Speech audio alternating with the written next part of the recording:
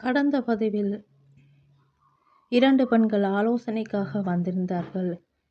அதில் ஒரு பெண்ணின் ஹோராநாதனை நாங்கள் பார்த்திருந்தோம். அந்த பெண்ணின் பிரச்சனையை நாங்கள் பார்த்திருந்தோம். அந்த கிரக அமைப்பை மீண்டும் ஒரு முறை பார்க்கலாம்.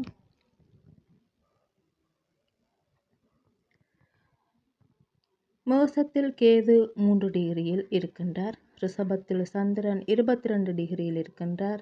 சிம்மத்தில் சூரியன் 29 டிகிரியில் இருக்கின்றார். கன்னியில் புதன் 24 டிகிரியில் இருக்கின்றார். மற்றும் சுக்கிரன் 1 டிகிரியில் துலாத்தில் இருக்கின்றார். துலாத்தில் ராகு 3 டிகிரியில் மற்றும் செவ்வாய் 12 டிகிரியில் இருக்கின்றனர். விருச்சிகத்தில் குரு 14 டிகிரியிலும் கும்பத்தில் சனி 27 டிகிரியிலும் இருக்கின்றனர். சனி இங்கு பாக்கிரம். முதல் வந்த ஜாதகியின் பிரச்சனைகள் சம்பந்தமாக பார்த்திருந்தோம் இல்லையா?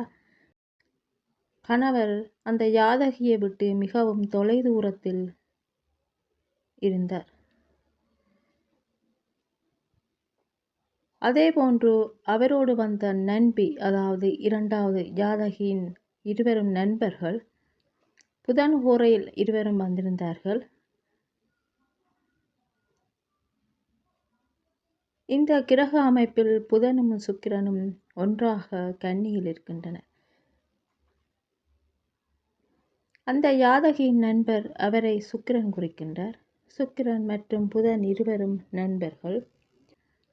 புதன் ஹோரையில் இருவரும் வந்திருந்தார்கள். இரண்டாவது பெண்ணும் சந்திரன் மற்றும் புதன் அடுத்தடுத்த டிகிரிகளில், அதாவது சுக்கிரனுக்கு அடுத்தடுத்த டிகிரிகளில் இருப்பதனால் இரண்டாவது பெண்ணும் விதவையாகின்றார். அதாவது சுக்கிரன் கன்னியில் நீசமாகின்றார். சந்திரன் 19 டிகிரியில் ரிஷபத்தில் இருக்கின்றார். புதனுக்கு 2 சந்திரன் இருக்கின்றார். சந்திரன் இடைச்சாதியை குறிக்கின்றார். சந்திரனும் புதனும் இணைவது துவேசத்தை குறிக்கிறது. ரிஷபம் மற்றும் துலாம் சுக்கிரனின் ராசிகள். மேசம் விருச்சிகம் செவ்வாயின் ராசிகள். கணவன் மனைவியை குறிக்கும் ஒருவருக்கொருவர் 7வது இடத்தில் உள்ளனர். 7வது வீடு வாழ்க்கை துணையை குறிக்கிறது. ஏற்கனவே கல்லறையில் அடக்கம் செய்யப்பட்ட ஜாதகியின் கணவர் செவ்வாய் என்பதை நாம் கருத்தில் கொள்ள வேண்டும். எனவே சுக்கிரன் எதிர்பாலினத்துடன் அழியா விவகாரங்களில் ஈடுபட்டுள்ளார். எனவே ஆலோசனைக்காக வந்த 2 பெண்களும் விதவைகள் என்பதை காட்டுகிறது. எப்படியோ இரண்டாவது பெண்ணை பொறுத்தவரை அவள் திரவம், பால் போன்றவற்றில் தொழில் செய்கிறாள் என்று கூறலாம். அன்றைய தினமே பின்னேரம் ஒருவர் ஆலோசனைக்காக வருகின்றார். புதன் ஹோரையில் வருகின்றார். அப்போது சந்திரன் 25 டிகிரியை கடந்து விட்டார். திசை அம்சங்களின்படி சந்திரன் 25 டிகிரி கடந்து சுக்கிரன் 1 டிகிரியிலும் புதன் 24 டிகிரியிலும் இருக்கின்றார். சந்திரன் இந்த டிகிரிகளை கடந்து விட்டார். ராகு, செவ்வாய் சந்திரனுக்கு அடுத்தடுத்த டிகிரியில் வருகின்றனர். ஜாதகர் மாலையில் ஆலோசனைக்கு புதன் ஹோரையில் வந்திருந்தார். புதனுக்கு 2 டிகிரியில் சந்திரன் இருக்கின்றார். இது ஜாதகர் ஆலோசனைக்காக தொலைதூர இடத்திலிருந்து வந்திருப்பதை காட்டுகிறது. ஜாதகர் அதே மாகாணத்தில் இருந்து அல்லது மாநிலத்துக்கு வெளியே அல்லது மிகவும் தொலைதூரம் அல்லது வேறு நாட்டில் இருந்து வந்திருப்பதை எப்படி இதன் மூலம் அறியலாம்? ஜாதகர் அதே இடத்தில் இருந்து வந்திருக்கின்றார். ஏனெனில் ஹோராநாதன் புதன் கன்னியில் தன்னுடைய வீட்டில் இருக்கின்றார். புதனும் சந்திரனும் பயணத்தை குறிக்கிறது. அது சந்திரன் இங்கு கடந்து சென்றதை குறிக்கிறது. அதாவது கன்னி ராசியில் புதனை கடந்து சென்றிருப்பதை காட்டுகிறது. எனவே இது புதன் ஹோரை. எனவே கணிசமான தூரத்தில் இருந்து ஜாதகர் வந்திருக்க வேண்டும். திசை அம்சங்களின்படி சந்திரனுக்கு 2வதாக ராகு, செவ்வாய் மற்றும் சனி ஆகியவை இருக்கின்றன. சனியும் செவ்வாயும் எதிரிகள்.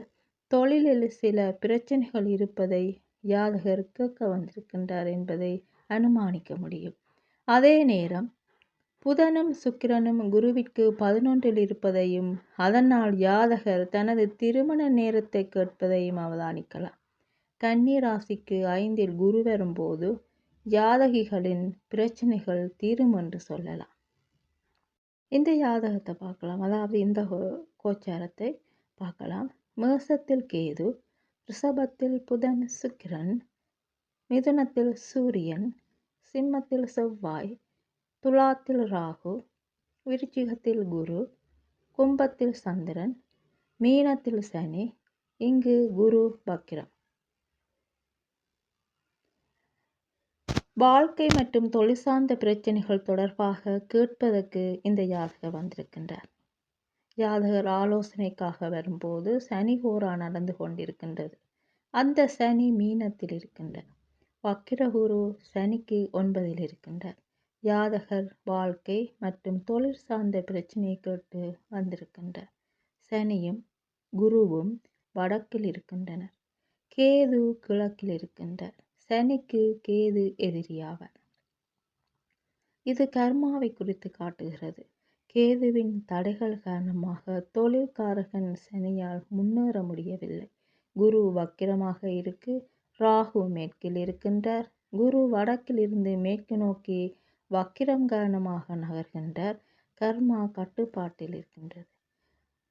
வாழ்க்கை காலபுருஷனை நோக்கி நகர்கிறது. எனவே ஜாதகர் குறிப்பாக தொழில் சம்பந்தமாக கேட்க வந்திருக்கின்றார் என்பது தெரிகிறது. வாழ்க்கையில் இருக்கும் பயம் காரணமாக கேள்வி கேட்க வந்திருக்கின்றார் என்று சொல்லலாம். ஏனெனில் ஜீவகாரகன் குரு, அது ஜாதகர் அவர் வக்கிரம் பின்னோக்கி ராகுவோடு தொடர்பில் இருக்கின்றார். சனி பிளஸ் செவ்வாய் பிளஸ் கேது தொழில் தடைகளை குறித்து காட்டுகிறது. ஜாதகர் தொழில் மற்றும் வாழ்க்கை தொடர்பான பிரச்சனைகளை தீர்க்க முடியும். ஏனென்றால் குரு சுக்கிரன் மற்றும் புதனின் தொடர்பை பெறுகிறது. சுக்கிரன் சஞ்சீவினி, அதாவது உயிர் காக்கும் கிரகம் என்று அழைக்கப்படுகிறது. வாழ்க்கையை கண்டு பயம், தொழில் ரீதியான பிரச்சனை இரண்டையும் இந்த ஜாதகரால் சமாளிக்க முடியும் என்று சொல்லலாம். இதே கோரையின் கடைசி நிமிடத்தில் மற்றொருவர் ஆலோசனைக்காக வருகின்றார். இந்த நபரும் வாழ்க்கையில் பயந்து வருகின்றார். வாழ்க்கையை நினைத்து பயம். இங்கு சனி கோரையின் கடைசி 10 நிமிடத்தில் குரு ஹோரா தொடங்கும். எனவே சனி மற்றும் குரு ஹோராவுக்கு இடையில் வருகின்றார்.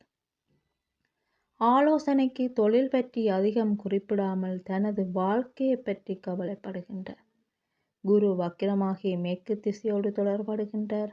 சூரியனும் ராகுவும் மேற்கில் இருக்கின்றனர். ஆண் பிரச்சனைகளின் ஆண் சந்ததிகளின் பிரச்சனைகள் தொடர்பாக கேட்கின்றார். இவருக்கு ஆண் பிரச்சனைகள் ஏதும் இல்லை. ஆண் சந்ததிகள் தொடர்பான சிக்கல்கள் பிரச்சனைகளை கேட்கின்றார். இந்த ஜாதகருக்கு ஏன் ஆண் பிரச்சனைகள் இல்லை என்று சொல்லலாம் என்றால், சுக்கிரனும் புதனும் பெண் கிரகங்கள். குருவிற்கு 7இல் அவர்கள் இருக்கின்றார்கள். இந்த இருவரும் குருவிற்கு எதிரிகள் ஆவார்கள். ஆண் பிரச்சனைகளுக்கு சூரியன் காரணமான கிரகம் மற்றும் செவ்வாயும் அதையே குறிக்கிறது. ஆனாலும் செவ்வாய் கேதுவின் கட்டுப்பாட்டில் உள்ளது மற்றும் சூரியன் ராகுவின் கட்டுப்பாட்டின் கீழ் உள்ளது. எனவே ஆண் பிரச்சனைகள் இல்லை என்று சொல்லலாம். ஒரு பெண் ஆலோசனைக்காக வருகின்றார். அவர் வரும்போது சந்திரன் ஹோரா போய்கொண்டிருந்தது. ஹோரா நாதனாக சந்திரனை எடுக்கின்றோம். சந்திரனுக்கு 7இல் செவ்வாய். அந்த செவ்வாய் கேதுவின் கட்டுப்பாட்டில் இருக்கிறது. செவ்வாய் கணவரை குறிப்பவர். கேதுவின் கட்டுப்பாட்டில் இருக்கின்றார். செவ்வாய் மற்றும் கேது கிழக்கில் இருக்கின்றனர். சனி வடக்கிலிருந்து கிழக்கை பார்க்கின்றார். கிழக்கோடு தொடர்பு கொள்கின்றார். எனவே இவரது கணவர் வழக்குகள் மற்றும் சில விரோத அம்சங்களின் கட்டுப்பாட்டில் இருக்கிறார். புதனும் சுக்கிரனும் கிழக்கிற்கு இரண்டாவதாக, அதாவது புதனும் சுக்கிரனும் கிழக்கிற்கு இரண்டாவதாக தெற்கில் உள்ளன. எனவே இவரது கணவர் வியாபாரம் மற்றும் நிதி விஷயங்களில் சில சாதகமான காரணிகளை எதிர்பார்க்கிறார். மீனத்துக்கு கேது கோச்சாரத்தில் போகும்போது நல்ல பலன்களை எதிர்பார்க்கலாம். தொழில் செல்வம் குறித்து கேள்வி கேட்கின்றார். அந்த நேரம் செவ்வாய் ஹோரா போய்கொண்டிருக்கின்றது. இங்கு செவ்வாய் கேதுவின் கட்டுப்பாட்டில் இருக்கிறது. சனி அவருக்கு பின்னால் இருக்கின்றார். ஜாதகர் தொழில் மற்றும் செழிப்பு சம்பந்தமாக துன்பப்படுகின்றார். செவ்வாய்க்கு இரண்டாவதாக சுக்கிரன் மற்றும் புதன் தெற்கில் உள்ளன. கேது மீன ராசிக்கு மாறிய பிறகு ஜாதகர் நன்மை தரும் காரணிகளால் அனுபவிப்பார் என்று சொல்லலாம். அதாவது நன்மை தரும் காரணிகளை, அனுகூலமான விடயங்களை இந்த ஜாதகர் அனுபவிப்பார் என்று சொல்லலாம்.